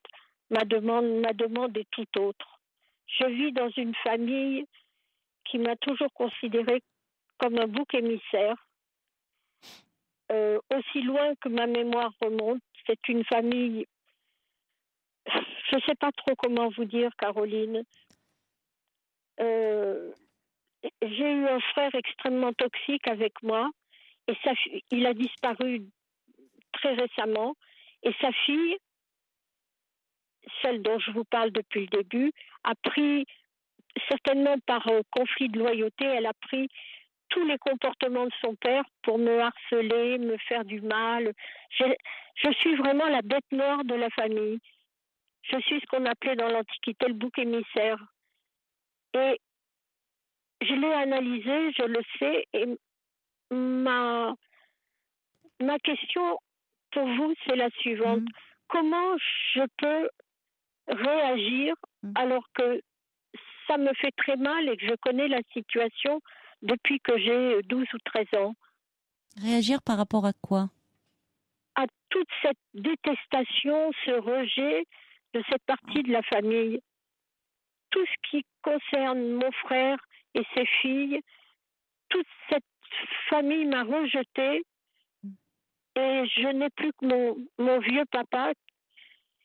Et j'ai très mal d'être sans racines, avec un entourage qui est... Déjà, peut-être en vous battant pour votre père, parce que votre famille, vous n'allez pas refaire... je ne sais pas quel âge vous avez, Praline, mais... J'ai 48 ans. Vous avez 48 ans. Bon, donc les liens détériorés avec votre famille, c'est peut-être... oui, vous pouvez vous faire travailler de votre côté, vous faire épauler, soutenir psychologiquement, de façon à ce que ça soit... D'accord. Alors ça, c'est une bonne chose, pour que vous en souffriez moins, finalement, et que vous compreniez qu'est-ce qui fait que vous avez occupé cette place au sein de votre famille, que vous arrêtiez de vous en vouloir peut-être de ça, parce que les places, elles nous sont assignées, mais que vous preniez du large aussi par rapport à eux. C'est ce que j'arrive pas à faire depuis que j'ai l'âge de 12 ans. Oui, mais alors là... Bon. Dans toute cette détestation, ça me fait mal. Oui, mais ça devient parfois paraît une détestation de soi-même aussi. C'est-à-dire que finalement, vous-même, vous êtes pris dans un schéma familial où vous dites vous êtes le bouc émissaire, mais finalement, vous-même, ce rejet que vous avez vécu, vous pouvez au fond l'avoir intégré, l'approprier, au fond de devenir votre principal procureur, quoi, vis-à-vis de vous-même. Vous voyez, il y a peut-être aussi quelque chose à casser là-dessus. Mais je crois pas, parce que sur le conseil de mon psy, depuis des années, j'essaye d'être une bonne mère pour moi, de me faire plaisir, Bon, tant mieux. De me récompenser de toutes ces misères. Vous voyez, j'essaye de... le mieux, ça serait de ne plus avoir de contact avec eux. Je n'en ai aucun, mais lorsque, d'une façon fortuite, on se rencontre, c'est un déferlement. Vous vivez dans la même ville? Non, moi je suis dans la région parisienne et eux sont en province, dans le sud-ouest. Mais quelquefois, souvent je descends voir papa et au chevet d'une de nos cousines qui est dans l'hôpital en question, le jour où papa et moi nous sommes allés voir notre cousine, on s'est trouvé en présence justement de ce couple, de ma nièce et de son compagnon. Et au-delà des mots, parce que rien n'a été dit, nous sommes des personnes civilisées, rien ne se dit comme ça, mais il y a eu quelque chose de... J'ai du mal à expliquer ce que j'ai ressenti, c'est quelque chose de très, très angoissant, très toxique, c'est de la haine à couper au couteau. Mais ça peut, il y a des... Oui, mais si, mais comme vous le faites, très bien... C'est quelque chose, c'est dense, ça a une espèce... C'est comme si ces sentiments-là avaient une matière. C'est quelque chose qui m'agresse profondément. La haine... Et je vous répète, c'est vrai, je suis en butte à tout ça depuis que je suis... il faut que vous les voyiez, il ne faut plus les voir, finalement. Je ne les vois plus, c'était fortuit. C'était tout à fait par hasard, je l'ai fui. En même temps, si vous voulez, par rapport à votre père, puisque aussi c'est ce qui redéclenche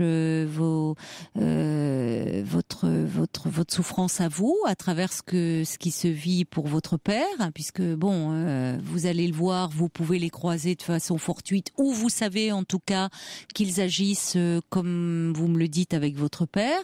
Comme le dit quelqu'un très justement, province ou pas province, les médecins sont pas au-dessus des lois, même s'ils sont connus par tout le monde et respectés. Bon, on peut aller voir, la personne ajoute l'administrateur de l'hôpital. Enfin, voyez, mais je comprends aussi que dans le climat que vous décrivez, vous n'avez pas envie de vous retrouver face à cette famille, à ce bloc familial, face à ce que vous décrivez comme cette haine qui vous aujourd'hui encore vous atteint, vous abîme profondément. Donc c'est aussi pour ça que vous n'arrivez pas à finalement à pouvoir réagir par rapport à votre père, parce que vous avez un bloc en face de vous. Mais après tout, dites-vous que votre père, lui aussi, il a toute sa tête et autres, il participe un peu au fonctionnement, pas par rapport à vous, puisqu'il est aimant avec vous et c'est une bonne chose pour vous. Mais après, lui aussi pourrait demander, il ne le fait pas, il a ses raisons pour ça. Voyez, et certainement des bénéfices parce que, bien sûr. Comme c'est le monsieur dont la fille a été médecin aussi dans le service, donc il bénéficie aussi de petits plus certainement parce que. Mais bien sûr. Voilà. Bien sûr. Alors votre père, il est suffisamment grand. Il n'est pas malheureux, on ne se joue pas de lui. Laissez ça de côté. Voyez-le comme vous le faites, restez en lien avec lui parce que c'est important. Et vous, effectivement, il faut que vous continuiez avec votre psy à opérer cette rupture comme vous le faites, parce que parfois on n'a pas d'autre choix que d'opérer une rupture avec certaines personnes de sa famille. Mais vous savez, Caroline, quand je vous ai appelé à propos de cette histoire de chèque refusé, il y a un morceau du fil de la pelote qui a commencé à se retirer. Et puis maintenant, c'est un autre. Il y a le problème de ma nièce. Et puis, il y a encore le fil qui continue. Et Oui, mais c'est un fil destructeur. C'est un fil destructeur, Praline. Il faut arrêter avec ça. Un fil très destructeur. Mais vous, comment êtes-vous entourée ? Quelle est votre vie ? Sur qui pouvez-vous vous appuyer ? Vous voyez, enfin, c'est-à-dire que à un moment, il y a des séparations qui sont. Vous l'avez faite, cette séparation déjà géographiquement, en partant loin. Justement, vous n'êtes pas resté dans la province où habite votre famille, où parfois effectivement on est marqué par un nom, surtout s'ils appartiennent à des gens, à des notables et autres. Vous avez mis déjà cette distance. Maintenant, c'est effectivement, c'est-à-dire qu'il faut aussi entourez-vous. Comment êtes-vous entourée ? Je suis entourée c'est Capucine qui m'entoure. C'est mon petit York, mais il n'y a qu'elle. Je n'ai pas d'amis. Oui, je n'ai pas de. Je vis très solitaire, à ressasser des choses. Oui, mais justement, le problème, il est là. C'est que vous êtes trop isolé et du coup vous ressassez. Oui. Voyez, donc il faudrait. Vous n'avez pas d'activité professionnelle ? Non, j'ai eu des soucis de santé, donc j'étais commerçante, j'ai vendu mes commerces. Et il faudrait déjà que vous arriviez, parce que je ne sais pas, votre psy, il intervient moins concrètement que moi je peux le faire dans votre vie présente, mais ça serait important quand même que dans votre vie, vous trouviez aussi un but, un objectif, un projet. Oui, mais. Parce que l'affection seule de votre petite chienne ne peut pas vous suffire et vous nourrir. Et on voit bien finalement, il y a ce lien de haine avec votre famille. C'est un lien, qui vaut ce qu'il vaut, mais c'est un lien. Et celui-là, vous n'arrivez pas à le couper. C'est un lien, c'est le seul. C'est le seul, et du coup, il y a une partie de vous qui résiste bien et qui l'entretient. Donc, oui, l'effet secondaire. Ce qui parce qu'on sent bien, vous analysez parfaitement, vous êtes intelligente, il n'y a pas de souci là-dessus. Le problème, c'est que à un moment, c'est dans du concret aussi, c'est-à-dire qu'est-ce que vous pourriez mettre en place dans votre vie pour avoir d'autres liens, pour commencer progressivement. Ça va pas se faire du jour au lendemain, c'est évident. Mais à développer. Une parole de sagesse, et mon psy m'encourage. Mais je dois vous dire, moi qui ai toujours vécu avec beaucoup de personnel, beaucoup de clients, dans une atmosphère joyeuse, c'était des moments épatants, tout ce qui se passait dans mes commerces. Oui. À contrario, maintenant, c'est horrible à dire, mais les gens me font peur. J'attends la nuit pour sortir parce que j'ai peur. J'ai peur d'être agressée. J'ai tellement été agressée ces derniers temps. Oui, mais là, il y a quelque chose peut-être un peu effectivement qui prend d'autant plus d'ampleur, je dirais, parce que vous êtes seul. Vous voyez, c'est un cercle vicieux. Et vous pouvez faire la part des choses. C'est-à-dire qu'effectivement, l'agression, c'est au sein de votre famille, c'est ces liens extrêmement douloureux. Donc, par projection, le monde vous fait peur. D'autant plus que vous vous coupez. Vous ne savez plus comment trop aller vers les autres, comment reprendre contact progressivement avec le monde. Mais vous me dites aussi que quand vous aviez ces boutiques, qu'est-ce que vous teniez comme commerce ? Oh, c'était des salons de thé, restaurants. Ah oui, c'était mes bébés parce que c'est des endroits. Commerces que j'achetais. C'était tout à fait autre chose. Donc je partais de zéro, j'ai créé un décor, je crée une carte. Dans le premier de mes commerces, c'est même moi qui ai fait couler une chape de ciment, mis de la moquette, parce que c'était un vieux placard qui appartenait à la mairie, et ça devenait des endroits de rêve, où ça sentait très bon, la vanille, le chocolat. Vous créiez cette ambiance très chaleureuse, que vous auriez aimé avoir. Classique, il y avait des murs tout roses, tendus de soie, avec des objets que j'avais ramenés de Bali, de Singapour, des marionnettes anciennes, des kimonos anciens. Et c'était vraiment quelque chose de totalement onirique. Si vous voulez, j'offrais à mes clients bien autre chose que ce qu'ils toute une atmosphère. trouvaient dans leur tasse ou dans leur assiette. C'était une ambiance, une régression vers l'enfance. Tout était fait pour, si vous voulez, y compris moi. Je me faisais plaisir. Et vous ne pourriez pas vous relancer dans quelque chose comme ça ? J'ai plus les moyens. Ça demande beaucoup d'investissement, mais ce serait mon rêve. Ça serait mon rêve. Et prendre compte, et déjà mettre un pied en travaillant, peut-être en demandant, même si c'était ou des conseils en décoration, ou travailler dans un salon de thé, ou dans... Non ? Oh, je me sentirais humiliée parce que ce qui me faisait plaisir, c'était de tout diriger moi-même, c'est-à-dire depuis l'élaboration. J'ai bien compris. Le dernier commerce, je l'ai fait avec un architecte. Je lui disais où poser les prises électriques, comment faire ci, comment faire ça, quel mur de cloison je voulais. C'est moi qui l'ai fait, mais presque avec mes mains. C'est dommage puisque vous avez ces compétences-là, qui sont pas données à tout le monde, de ne pas pouvoir en faire profiter, de voir... Non, mais je me faisais plaisir en même temps. Mais j'ai bien compris. C'était surtout une thérapie pour moi. Oui, mais justement, il y a quelque chose à reprendre, il y a quelque chose à explorer de ce côté-là. Pour que vous qui étiez vraiment dans la création d'univers, en lien aussi avec les autres, aujourd'hui vous êtes complètement replié chez vous et donc effectivement vous savez plus comment reprendre contact avec le monde. Or vous avez des compétences que vous pourriez mettre au service de personnes qui seraient bien heureuses que vous puissiez les conseiller, les guider, leur donner un coup de main. Voyez ? Oui, c'est sûr. Il faut voir comment. C'est sûr, mais oui, ce que vous dites est exact, ça serait certainement bénéfique pour moi, mais je ne sais plus trop comment m'y prendre. Je tourne en rond. Je vois bien que vous tournez en rond, mais ça c'est à voir aussi avec votre psy, comment concrètement, vous voyez, parce que parler de votre famille, de ce lien, c'est une chose, mais enfin ça vous enferme complètement, je trouve. Oui, mais quoi que je regarde en arrière...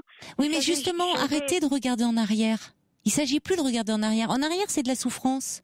En arrière, c'est effectivement des liens destructeurs. Donc, à un moment, il faut que vous arrêtiez aussi de continuer à entretenir ce lien d'une façon ou d'une autre, en continuant à vous faire du mal. Vous voyez, parce qu'aujourd'hui, c'est ça finalement. Vous le nourrissez en continuant à vous faire du mal.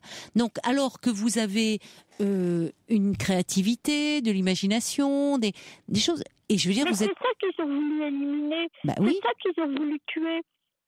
Oui, mais justement, Praline. Ils l'ont pas tué. Vous l'avez, ça, en vous.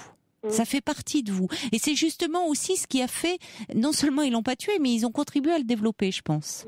Ça fait partie de votre personnalité, de vos talents.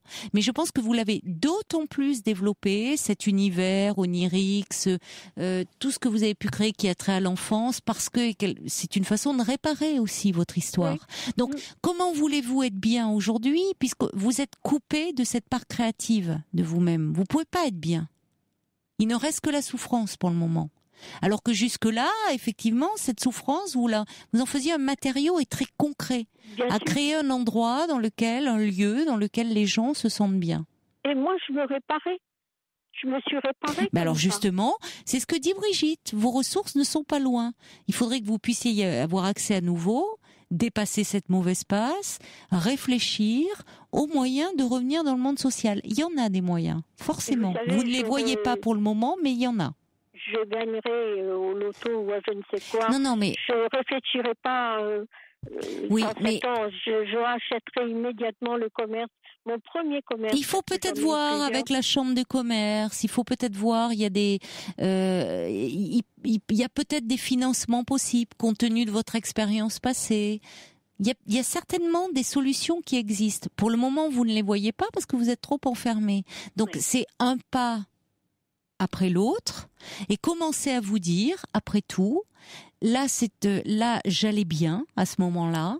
C'est un moment où effectivement la souffrance vous la transformiez, cette pâte vous en faisiez un matériau qui vous faisait du bien et c'était des lieux dans lesquels les gens aimaient être. Donc c'est à explorer ça. Et quitte à dire à votre psy concrètement que là vous avez besoin de travailler de façon peut-être plus concrète. Ça peut se dire, c'est-à-dire que ressasser éternellement sur vos liens familiaux, ça vous englue un peu plus. Donc essayez de voir qu'est-ce que vous pourriez développer. Et il y a des solutions parce que vous êtes jeune, hein. Je veux dire à 48 ans, il y a plein de choses à faire, surtout dans ce monde-là. Oui, mais recréer une affaire, ça demande tellement d'investissement. Oui, mais je pense qu'effectivement, votre énergie, plutôt que de la mettre effectivement à ressasser, à vous détruire, vous pourriez la mettre à nouveau construire un projet. Je pense que c'est ce qui ferait que vous iriez beaucoup mieux. Et vous le savez au fond de vous. Simplement, vous savez pas comment, parce que ça vous paraît une montagne. Mais vous l'avez fait, repensez à ce que vous avez fait quand vous avez créé ces endroits, au contact que vous aviez pris. Mais j'étais aidée financièrement. Eh ben oui, mais vous pouvez trouver peut-être des aides. Il faut, sortez de la famille là. Ça serait très bien que vous sortiez de la famille, justement. Sortez de la famille et demandez. Il y a certainement reprenez contact avec les chambres de commerce, rencontrez des gens, remettez un pas dans le monde. Parce que là, vous avez besoin d'aller à nouveau vers le monde. Et c'est ce qui va aussi faire que vous allez aller mieux. Hein. Et pas seulement votre thérapie. Votre thérapie, ça peut être un lieu de soutien, mais il y a aussi quelque chose qui doit se passer. Vous pouvez pas aller bien en restant chez vous, isolé comme vous l'êtes. C'est pas possible. Et en plus, vous ne pouvez pas créer. Donc songez-y, réfléchissez-y, parlez-en à votre psy, qui peut aussi être un soutien plus concret, si vous voulez. D'accord ? Réfléchissez-y, à notre discussion. D'accord ? Au revoir Praline. Il faut que je vous laisse, Praline. Entendu, il n'y a pas de souci. Il faut que je vous laisse. En tout cas, je vous remercie 1000 fois pour vos conseils. Je vous en prie, mais vraiment réfléchissez. Il faut que vous repreniez votre place dans le monde. Si j'avais un coup de pouce, vous pouvez avoir un coup de pouce. L'opportunité d'avoir... ça se crée des opportunités. Praline, ça se crée des opportunités, vraiment. Donc, au lieu de cette énergie, mettez-la à votre service maintenant. Parce que franchement, comme le dit Brigitte, vos ressources, elles sont toutes proches. Appuyez-vous dessus. Bon courage et bonne chance. Merci pour votre optimisme. Merci mille fois. Au revoir Praline. Allez, des messages pour Praline. Feuille d'érable, si vous n'avez pas les moyens d'acheter un commerce, peut-être est-il possible en attendant, dans un premier temps, d'en tenir un en gérance. Et puis justement feuille d'érable aussi qui dit moins vous sortirez, vous savez, plus vous trouverez le monde agressif. Réhabituez-vous à l'extérieur progressivement, il faut y aller doucement, sortir de cette mauvaise passe et puis peut-être faire du bénévolat dans un premier temps, vous sentir utile en tout cas et pouvoir créer. C'est ce qu'on souhaite à Praline pour aller mieux. Belle nuit à vous, faites de doux rêves, à demain.